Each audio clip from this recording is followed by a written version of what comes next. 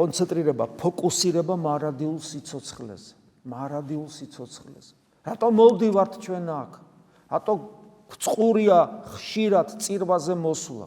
ამას ხშირად ვამბობთ ხოლმე, რატომ? ვკითხოთ საკუთარ თავს.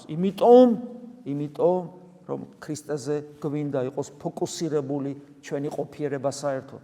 იმიტომ, რომ ღვთისყალობით მივხვდით, რომ ქრისტეს გარეშე უბრალოდ არაფერს აზრი არ აქვს. იმიტომ, რომ ჩვენ უნდა დღეს ხვალ ანზე უნდა გარდავიცვალოთ. იმიტომ, რომ ჩვენ გვინდა, რომ ჩვენი გარდაცვალება იყოს გარდაცვალება სიკვდილისაგან სიცოცხლეში. იმიტომ, რომ გვინდა, რომ ჩვენი ცხოვრების გზა თავდება რა სიკვდილით, ეს სიკვდილი იყოს აზრიანი, დიდებული, ლამაზი, მშვენიერი, მხიარული.